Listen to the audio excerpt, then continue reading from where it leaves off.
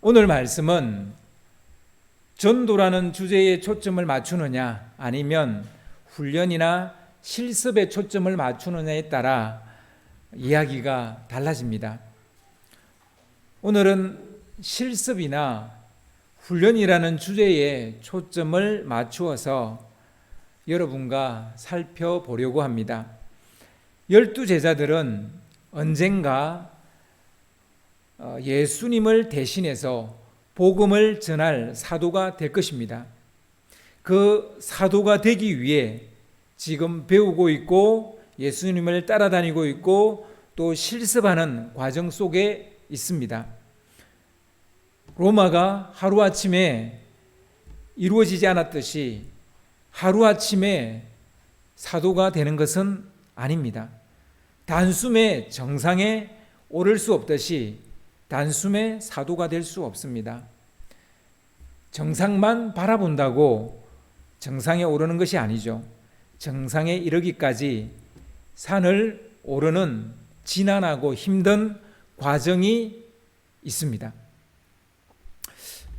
저희 가족은 공휴일이면 거의 등산을 갑니다. 항상 가는 건 아니지만 웬만하면 날씨가 따라주거나 저희 조건이 좀 맞으면 등산을 갑니다. 갈 때 반드시 우리 아이들을 데리고 갑니다. 별로 안 가고 싶어도 데리고 갑니다. 서울 주위에 있는 산 중에 오르지 않은 산은 거의 없습니다. 지금 수락산 빼고는 다 거의 올랐다고 봅니다.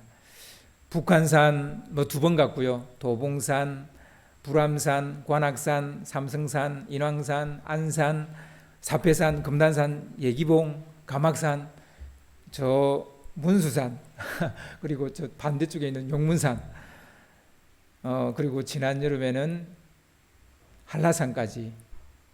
한라산은 왕복 9시간 걸립니다. 백록당까지 갔다 왔습니다. 그리고 이번 추석 바로 그제 연휴에는 우리 장로님 가정과 특별하게 만이산을 올랐습니다. 제가 아이들과 등산을 하는 이유는 과정이라는 그것을 가르치고 싶어서입니다. 그냥 단숨에 정상까지 오르지 못합니다.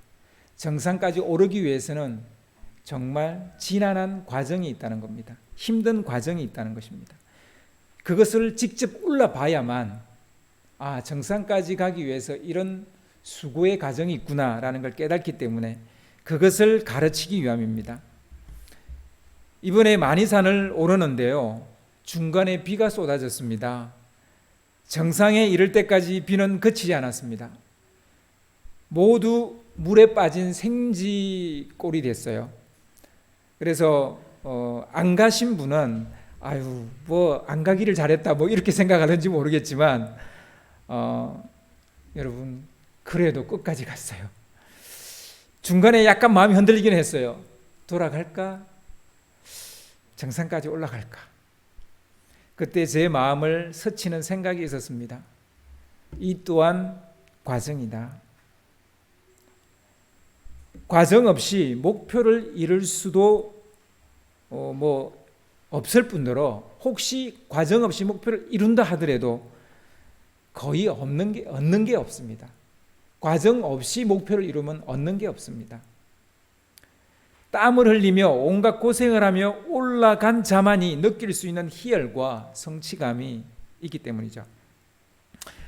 누구는 왜 산에 갑니까 하니까 산이 거기 있어서 산에 갑니다 이렇게 말을 하는데 너무 시적인 것 같고요. 사실은 우리는 극복을 하는 법을 배워야 됩니다. 극복하는 법을. 그 활이라는 영화에 보면 활을 쌀 때 이 활은 바람이 굉장히 중요합니다. 그래서 그런 대사가 나옵니다. 바람은 계산하는 것이 아니라 극복하는 것이다. 우리 인생에는 수많은 바람들이 있습니다. 근데 그 바람들이 칠 때마다 계산을 해요. 어떻게 하면 좀 쉽게 갈까? 어떻게 하면 좀 쉬운 길을 갈까? 여러분, 인생은 계산을 잘한다고 해서 잘 사는 게 아니에요. 극복을 해야 됩니다. 극복을. 오늘 읽은 말씀 바로 앞에 12제자들의 이름이 나열되는데요. 마지막으로 나온 이름이 가룟 유다입니다. 그 이름 뒤에는 이런 말이 더 붙여져 있어요. 예수를 판 자라. 가룟 유다는 예수님을 배반하고 판 것에 죄책감을 느껴서 그 죄책감을 이기지 못해서 스스로 목숨을 끊어버립니다. 실수할 수 있어요. 때로는 배반도 할 수 있어요. 근데 그것을 극복을 했어야 되는데 가룟 유다는 극복을 못했어요. 근데 이 바로 앞에 이 가룟 유다의 이야기에서 우리가 그것만 볼 것이 아니라 그 다음 이야기를 봐야 됩니다. 이 한 명을 잃은 남은 제자들이 어떻게 했는가? 이 남은 제자들은요, 가룟 유다를 대신할 사람 한 사람을 뽑습니다. 사도의 행전이 시작되기 전에 그들은 그 빈자리를 채울 사람을 먼저 세웠습니다. 그러니까 그 12명이 채워지고 난 다음부터 사도의 행전이 시작이 된다는 거예요. 그들은 가룟 유다를 대신할 사람을 뽑을 때 자격 조건 하나를 내걸게 됩니다. 사도행전 1장 21절과 22절 말씀을 보시면 좀 띄워주시기 바랍니다. 사도행전 1장 21절 22절을 보시면 이러함으로 요한의 세례로부터 우리 가운데서 올려져 가신 날까지 주 예수께서 우리 가운데 출입하실 때에 항상 우리와 함께 다니던 사람 중에 하나를 세워 우리와 더불어 예수께서 부활하심을 증언할 사람이 되게 하여야 하리라 하거늘. 좀 말이 길어서 좀 어려운 것 같은데요. 쉽게 말하면 예수님이 요한에게서 세례를 받으신 날부터 부활 성천하신 날까지 항상 우리와 함께 다니던 사람 중에 하나를 세우자라고 합의를 보았다는 겁니다. 처음부터 끝까지 우리와 함께 했던 사람, 그 사람이 자격 조건이 된다는 것입니다. 사도는 하루아침에 만들어지지 않는다는 것을 증명해 주는 말씀이에요. 그냥 끝부분에 조금 예수님을 따라다니고 예수님에 대해서 안 사람이 아니라 처음부터 끝까지 예수님의 그 모든 출입을 함께 했던 사람. 여러분, 하루아침에 사도가 이렇게 뻥 하고 태어나는 게 아니라는 것입니다. 제자들이 예수님을 따라다니면서 훈련받은 시간은 정확하게 3년입니다. 서당계에 3년이면 풍어를 엎는다는 우리 속담이 있습니다. 개가 이 정도면 사람에게 3년은 사도가 되기에 충분한 시간이라고 말할 수 있겠죠. 그 3년 중에 2번의 전도 현장 실습이 있습니다. 그 첫 번째 전도 현장 실습이 바로 오늘 본문 말씀이에요. 전도 실습은 제자들에게 커다란 부담이었고 두려움이었습니다. 막상 전도하려니 막연하고 겁이 나기도 했던 것이죠. 어디로 가야 할지, 어떤 사람에게 접근해야 할지, 만나면 무슨 말을 해야 할지, 혹은 무엇을 보여줘야 할지, 전도 여행을 할 때 무엇을 들고 다녀야 될지, 어디서 묵어야 할지, 모든 것이 막막했습니다. 그래서 두려웠어요. 부담이 됐어요. 아마 모르긴 해도 제자들의 얼굴에 이런 우려와 걱정이 여실히 드러났을 것입니다. 그들이 긴장하고 있다는 것이 그들의 얼굴에 역력히 드러났습니다. 이런 것은 숨길 수가 없죠. 숨겨지지 않죠. 얼굴에 다 나타나는데 예수님이 제자들의 심정을 모를 리가 없습니다. 예수님은 제자들 안에 드리워진 불안과 염려를 걷어내려고 한 가지 준비하신 것이 있습니다. 그것은 전도에 대한 아웃라인과 가이드라인입니다. 그래서 오늘 설교 제목이 아웃라인과 가이드라인입니다. 여러분, 아웃라인과 가이드라인의 차이를 아세요? 뭐가 아웃라인이고 뭐가 가이드라인입니까? 많이는 들어봤는데 막상 이 두 가지를 구별하려니까 좀 어렵죠. 아웃라인은 말 그대로 윤곽선이에요. 윤곽선. 보통 이런 옷에 이런 선을 아웃라인이라 그래요. 혹은 실루엣 라인이라고도 해요. 그러니까 이런 옷선 이런 걸 아웃라인이라 그럽니다. 그리고 축구나 농구나 배구 같은 그런 운동 종목의 경기장 라인을 바깥 라인을 아웃라인이다 이렇게 말하기도 합니다. 혹은 사업 계획의 개요나 골자를 우리는 아웃라인이라고도 말하기도 합니다. 이에 반해 그럼 가이드라인은 뭘까요? 어떨 때 사용할까요? 어떤 일을 할 때, 어떤 무엇을 할 때, 어디를 갈 때 그 지침이나 안내를 보통 우리는 가이드라인이다 이렇게 말합니다. 그래서 행동 요령이나 활동 범위를 말할 때도 이 가이드라인이라는 말을 씁니다. 우리는 이 두 말을 혼용해서 사용하기도 합니다. 하지만 이 두 말은 분명한 차이가 있죠. 그 차이를 가장 잘 보여주는 것은 우리 여러분 도로 그 차 도로에 이렇게 표시되어 있는 그 선이 있죠. 그 표시된 그 선을 보면 알 수 있는데요. 보통 도로의 가장자리는 흰 선으로 긋고 있고요. 가운데 중앙 분리선은 노란 선으로 표시를 합니다. 이것이 전형적인 아웃라인이에요. 그러니까 여기까지 차가 다닐 수 있는 길, 그리고 가운데를 나누어서 이쪽은 반대쪽 차, 이쪽은 앞쪽으로 나가는 차, 뭐 이렇게 해놓은 그런 아웃라인입니다. 그런데 도로의 가장자리 옆에 보면 파란색 라인이 그려져 있는 경우가 있습니다. 다는 아닌데 그런 도로들이 있습니다. 이 파란색 라인은 마라톤 노선 내지는 혹은 자전거 길이거나 아니면 뭐 평화통일로 같이 특수 목적을 알리는 선이에요. 그래서 이 선을 계속 따라가면 뭐 평화통일로를 걷게 됩니다. 자전거 목표하는 지점까지 갈 수 있습니다. 이런 것을 안내하는 겁니다. 이런 선을 가이드라인이라고 말합니다. 그래서 뭔가를 안내해 주는 것이죠. 그래서 이 아웃라인과 가이드라인은 혼용해서 쓸 때도 있지만 이렇게 구별이 되어진다는 것을 우리가 알 수 있습니다. 예수님은 제자들을 전도 현장에 내보내면서 이 아웃라인과 가이드라인을 제공을 했습니다. 마태복음 10장 5절에서 6절은 전도 실습을 위한 지역, 그들이 가서 전도해야 될 그 지역을 한정해 주는 아웃라인이라는 것을 알 수 있습니다. 그래서 5절 6절을 한번 보시면요, 예수께서 이 12를 내보내시며 명하여 이르시되 이방인의 길로도 가지 말고 사마리아인의 고을에도 들어가지 말고 오히려 이스라엘 집에 잃어버린 양에게로 가라. 이방인들에게도 가지 말고 사마리아 사람들이 사는 지역으로도 가지 말라는 겁니다. 대신 이스라엘 사람들에게 가라고 말씀하십니다. 전도 대상과 지역을 이스라엘 사람들로 예수님이 국한시키고 있습니다. 아웃라인이 분명한 거죠. 그러니까 이 아웃라인이 생기면 어느 부분에서는 좀 답답할 수는 있어요. 하지만 훨씬 더 수월해지고 명료해지는 것도 있습니다. 막막하고 막연함을 줄일 수 있어요. 어디로 갈지, 누구에게 갈지가 정해지면 그만큼 선택이 폭이 좁아지기 때문에 쉬워집니다. 아웃라인을 정한다는 것은 선택과 집중을 할 수 있게 되었다란 그런 말입니다.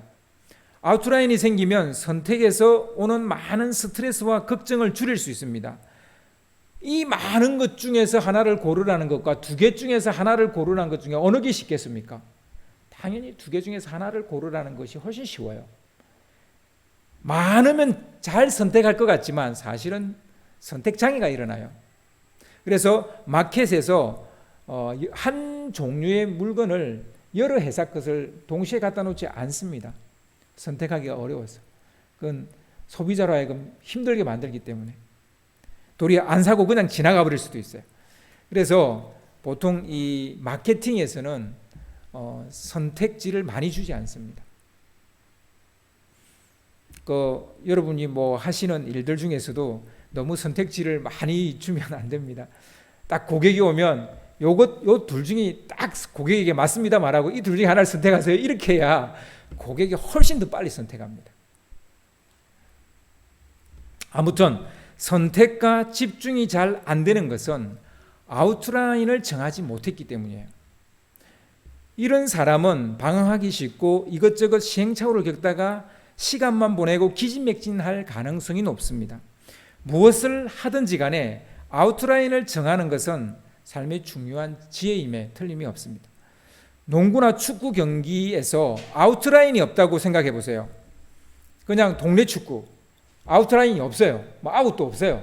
그래서 막 차는 축구, 막 하는 농구 어때요? 한마디로 오래 못 뜁니다. 너무 힘들어서 공주로 다니다가 볼일 다 봅니다.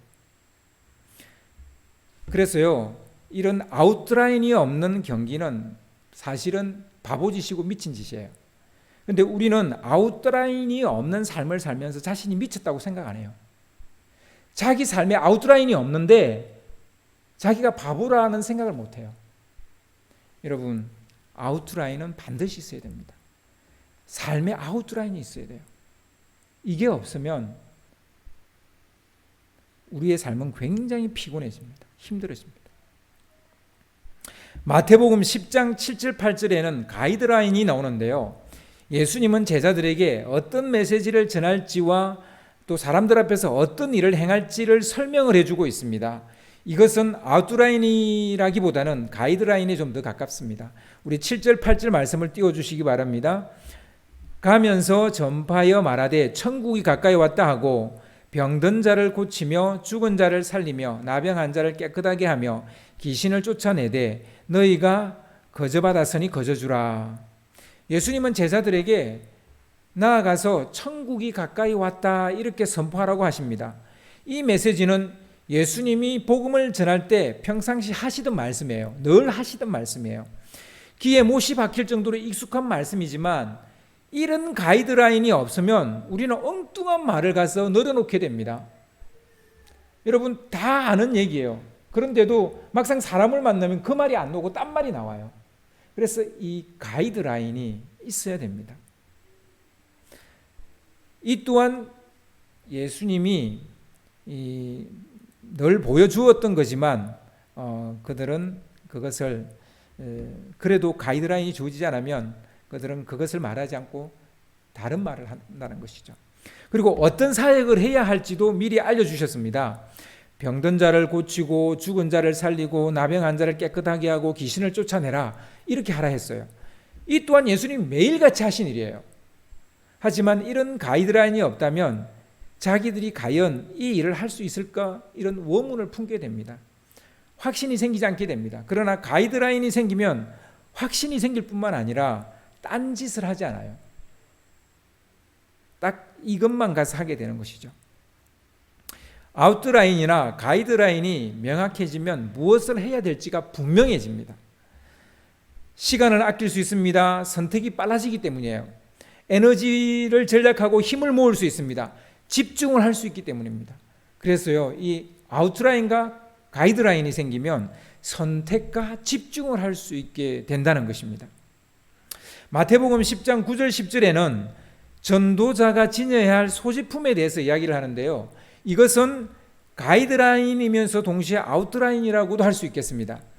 말씀을 띄워주세요. 9절 10절 너희 전대에 금이나 은이나 동을 가지지 말고 여행을 위하여 배낭이나 두벌 옷이나 신이나 지팡이를 가지지 말라. 이는 일꾼이 자기의 먹을 것 받는 것이 마땅함이라.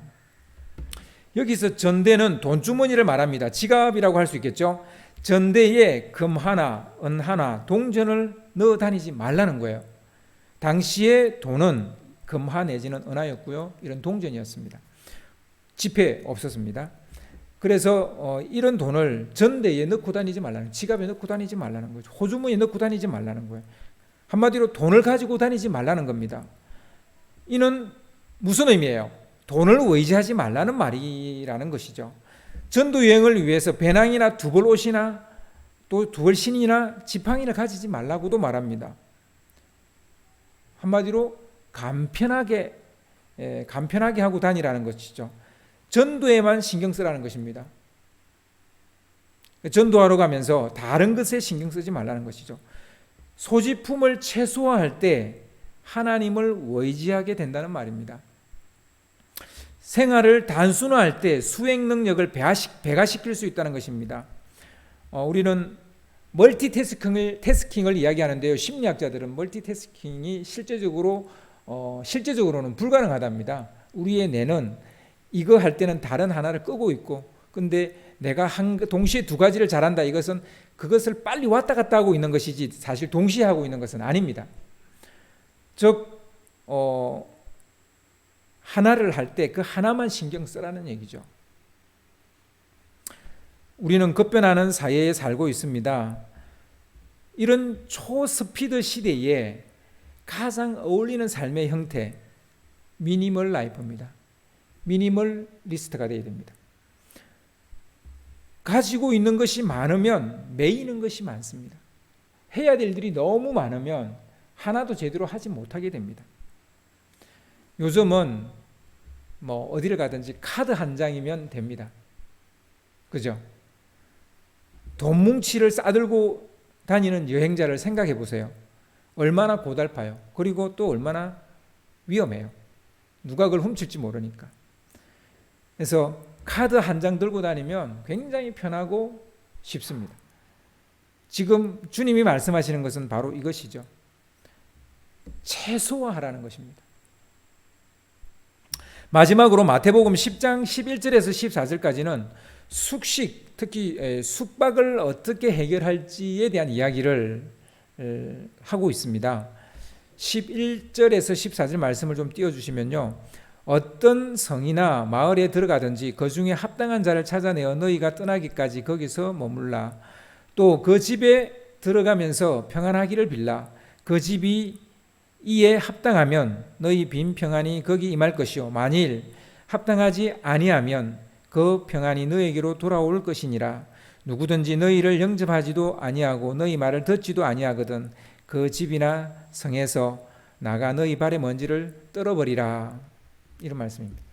어느 마을로 들어가든지 마땅한 사람을 찾고 그 사람을 찾으면 그 사람 집에 떠날 때까지 그 사람 집에 머물라는 겁니다.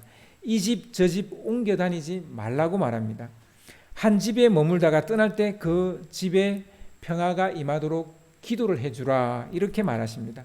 그렇게 평화를 빌면 그 평화가 그 집에 임하게 될 것이라는 겁니다. 하지만 그 집이 평화를 받기에 합당하지 아니하면 그 평화가 도리어 너희에게 돌아올 것이다라고 말합니다.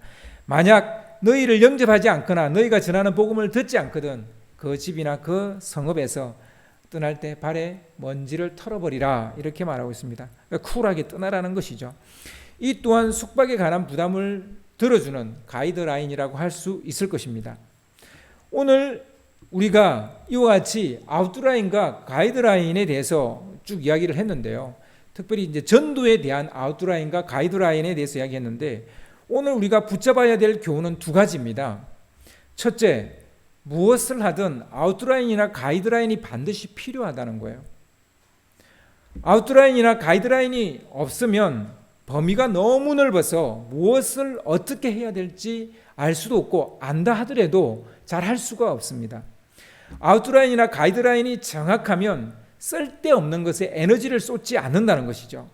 집중력이 향상되고 시간과 에너지를 잘 안배할 수도 있다는 것이죠. 한마디로 효율적인 삶을 살 수 있다는 것입니다. 세상 모든 일에는요, 라인이라는 게 필요합니다. 라인이라는 선이라는 게 필요합니다. 그래서 한 번씩 이야기하죠. 이야기할 때 뭔가 오버를 하면 선을 지키세요 이렇게 말하죠. 선을 지키세요.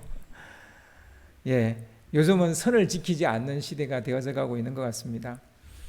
우리가 아무리 자유로운 세상에 산다 하지만 선은 지켜야 되겠죠. 아웃라인이나 가이드라인이 없다면 어떻게 되겠습니까? 커트라인이나 데드라인이 없다면 어떻게 되겠습니까? 검단의 열매가 없었다면 어떻게 될까요? 아마 인간은 신이 되려 할 것입니다. 하나님께서 선악과라는 그런 경계선을 분명히 줬음에도 불구하고 그것을 따먹는 게 인간입니다. 그게 없었다면 어떻게 했겠어요? 더하면 되지 덜하지는 않겠죠. 우리는 사실은 이런 선악과가 필요합니다. 근데 많은 사람들이 묻습니다. 이해가 되지 않는다는 거예요. 하나님이 우리를 그렇게 사랑하시면서 왜 선악과를 주셨느냐는 거예요. 여러분, 이것은 축복이에요. 복이에요. 여러분, 아웃라인이 없고 가이드라인이 없는 삶은 행복하지 않습니다. 불행합니다. 선악과는요, 우리가 캐션마크를 붙여야 될 그런 문제가 아니에요. 당연한 거예요. 이미 그렇게 질문하는 사람들은 자기 삶에 아웃라인과 가이드라인이 있어요. 뭐 좀 엉성할 뿐이지 있어요. 다 있어요. 없는 사람 아무도 없어요. 그러면서도 왜 선악과를 주셨냐고 물어요. 이것은 웃긴 얘기죠, 사실은. 웃긴 얘기예요. 이 세상의 모든 것에는 아웃라인과 가이드라인이 있어요. 없는 게 없어요. 그런데 왜 하나님은 인간에게 아웃라인과 가이드라인을 주셨냐고 묻습니다. 없으면 못 살아요. 그런데 그런 질문을 해요. 그러니까 결국은 하나님이 없다는 걸 자꾸 전제하고 이야기를 하려고 하는 거예요. 거기서부터 잘못된 겁니다. 여러분, 인정하면 이 모든 것은 축복이라는 것을 알게 돼요. 아웃라인이나 가이드라인이 법이나 도덕의 이름으로 이미 우리 안에 친숙하게 들어와 있습니다. 여러분, 법 지켜요, 안 지켜요? 도덕 지켜요, 안 지켜요? 지키잖아요. 이미 여러분은 아웃라인과 가이드라인을 가지고 있어요. 단지 그것을 어느 정도 지키느냐에 좀 차이가 있을 뿐이죠. 여러분, 규칙이나 원칙이 있습니까, 없습니까? 있잖아요. 그것이 이미 여러분 안에 들어와 있어요. 여러분 가정 안에 혹은 뭐 여러분 회사 안에, 여러분 직장 안에 내규나 상식이라는 게 있어요, 없어요? 우리가 사는 세상에 상식이 있어요, 없어요? 있잖아요. 다 이게 아웃라인이고 가이드라인이죠. 우리는 이미 이것을 가지고 있습니다. 어떤 아웃라인이냐 가이드라인이냐 이것이 차이가 있을 뿐이에요. 자기에게 딱 맞는 아웃라인과 가이드라인은 삶을 아름답게 합니다. 행복하게 만듭니다. 성장하게 만들고 발전하게 만듭니다. 그러나 자기에게 맞지 않는 아웃라인이나 가이드라인을 가지고 있으면 발전도 없고 성장도 없습니다. 초등학생이 가져야 될 아웃라인을 이미 성년이 된 20살 청년이 그 아웃라인과 가이드라인을 가진다면 성장할 수가 없어요. 20살이면 20살에 맞는, 30살이면 30살에 맞는, 40살이면 40살에 맞는 아웃라인과 가이드라인을 가져야 되는 거예요.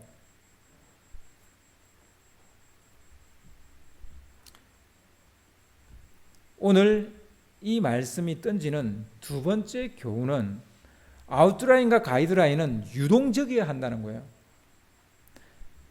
이게 유동적이어야지, 이게 고정적이 되면 심각한 문제가 생깁니다. 고정관념이나 변하지 않는 법칙이 되어버리면 스스로 그 법에, 그 법칙에 스스로 걸려서 넘어집니다. 그래서 이런 아웃라인과 가이드라인이 때로는 나를 성장시키고 발전시키기도 하고 나의 삶을 행복하기도 하지만 때로는 나의 걸림돌이 될 수도 있고 나를 실패하게 만들 수도 있다는 것이죠. 성장과 발전을 막는 폐단이 될 수도 있고 삶을 올가매는 족쇄가 되기도 합니다. 그래서 아웃라인과 가이드라인은 유동적이어야 됩니다. 뭐 나의 성숙도와 나의 성장에 따라 이 아웃라인과 가이드라인이 달라져야 됩니다. 왜 아웃라인과 가이드라인이 달라야 하는가? 왜 유동적이어야 되는가? 그것은 텍스트와 컨텍스트는 공존하기 때문입니다. 모든 텍스트는 컨텍스트에 쌓여 있습니다. 컨텍스트 없는 텍스트는 존재하지 않습니다. 그러니까 성경에 수많은 인물이 나오는데 그 수많은 인물들의 이야기 속에 그 안에 진리가 있어요. 근데 진리만 딱 떼낼 수가 없어요. 딱 떼서 나올 수가 없어요. 그 컨텍스트 안에 그 텍스트가 있는 거예요. 어떤 이론이나 어떤 사상이나 어떤 법칙이 만들어지기에 된 데는 어떤 상황이라는 것이 항상 있었단 말입니다. 어떤 맥락 속에서 텍스트가 만들어진다는 것입니다. 성경은 텍스트예요. 하지만 성경의 모든 이야기는 컨텍스트를 가지고 있습니다. 그 텍스트가 나오기까지 과정이라는 것이 있단 말입니다. 과정이 있단 말입니다. 이 둘은 닭이 먼저냐 계란이 먼저냐를 묻는 것과 똑같아요. 그냥 같이 공존하는 것입니다. 무슨 말인고 하니 아웃라인과 가이드라인은 상황이나 목적에 따라 바뀔 수 있다는 얘기예요.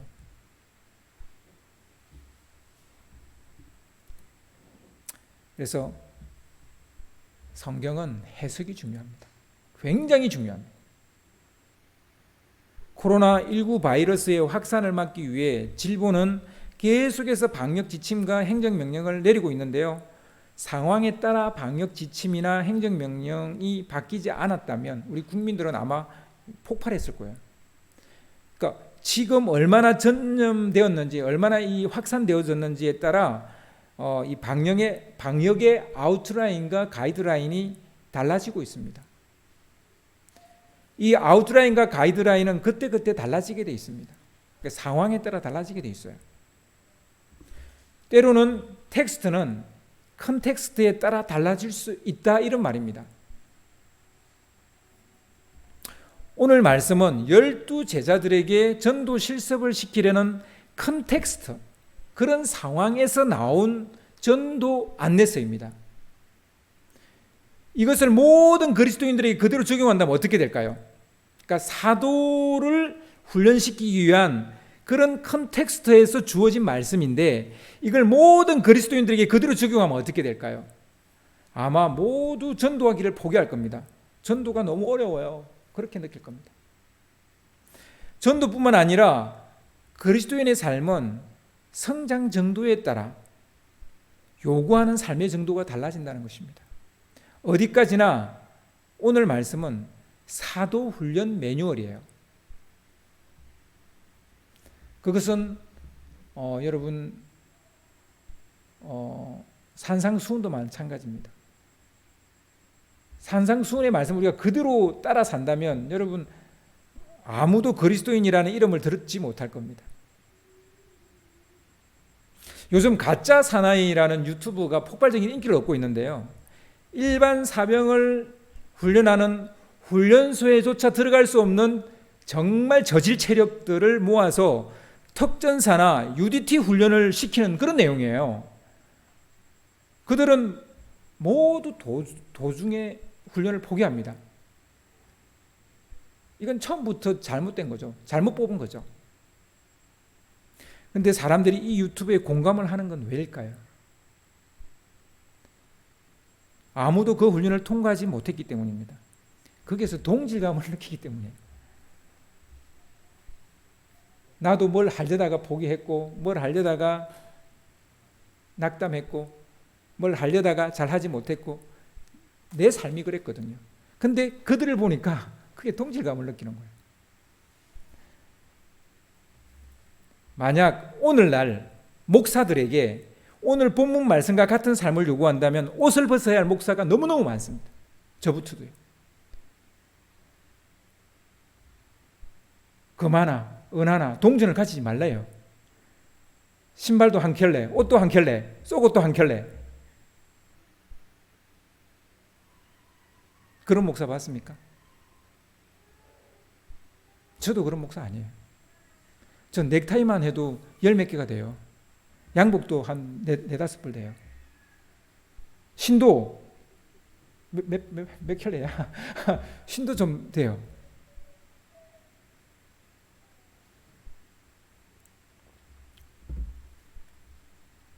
그렇죠. 여러분, 따라서 말씀은 항상 그 말씀이 주어진 컨텍스트 안에서 그 텍스트를 이해해야 됩니다. 말씀 묵상을 하다 보면 액면 그대로 받아들이는 경우가 있습니다. 그럴 때 매우 곤란해지고 받아들이기 어려워지는 말씀이 의외로 많습니다. 도저히 내가 받을 수 없는 말씀, 그냥 건너뛰기를 해버리는 거죠. 그러니까. 근데 왜 그 말씀이 여기에 나왔는지 그 컨텍스트를 보면 우리가 충분히 받을 수 있는 말씀이에요. 근데 그 컨텍스트는 안 보고 그 텍스트만 딱 받으려고 하니까 이게 굉장히 부담스럽죠. 곤란스럽죠. 말이라는 것은 항상 컨텍스트 안에서 생기는 겁니다. 그런데 이 정치인들은 보면 항상 컨텍스트를 싹 빼버리고 텍스트 하나를 들고 와가지고 서로 싸워요. 그러니까 이게 얼마나 코미디예요. 이 코미디죠. 웃긴 일이죠. 그런데 그 일을 하고 있는 거예요. 국회에서. 그런데 놀라운 것은 컨텍스트라는 것을 너무나 잘 알고 있는 언론조차도 항상 텍스트만 딱 빼와요. 컨텍스트를 이야기하잖아요. 여러분, 우리는 컨텍스트 안에서 텍스트를 볼 수 있는 눈, 이런 눈을 가져야 됩니다. 만약 이게 안 생긴다면 여러분 그리스도인으로 살기 굉장히 힘들어요. 정말 힘들어요. 다 그대로 받아들여야 되니까. 근데 그게 얼마나 힘들어요. 딱 예수 딱 믿고 첫 주부터 이 말씀을 들이대면 어떻게 되겠어요? 뒤로 나사빠지죠. 나 예수 안 믿는다 그러죠.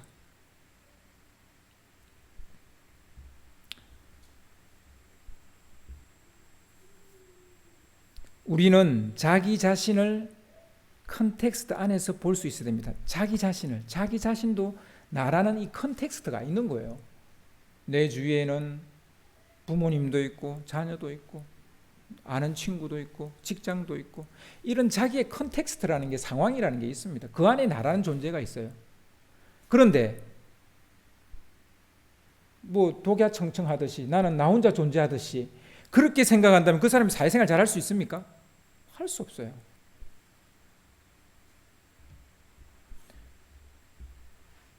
제자 훈련 중이라는 그 안에서 자기를 볼 수 있어야 되고 초신자라면 그에 맞는 눈높이에서 우리가 대화를 해야 되고 30년 동안 신앙생활을 하면서 만들어진 삶의 기준으로 초신자를 대하면 아마 모르긴 해도 도망칠걸요?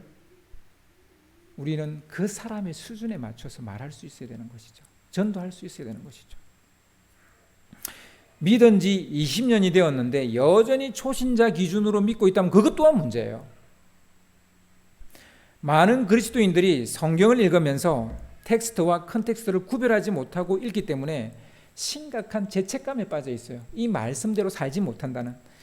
그러니까 낙담하고 절망하고 낙심해서 이제 그냥 성경 읽는 것도 힘들고 묵상하는 것도 힘들어져요.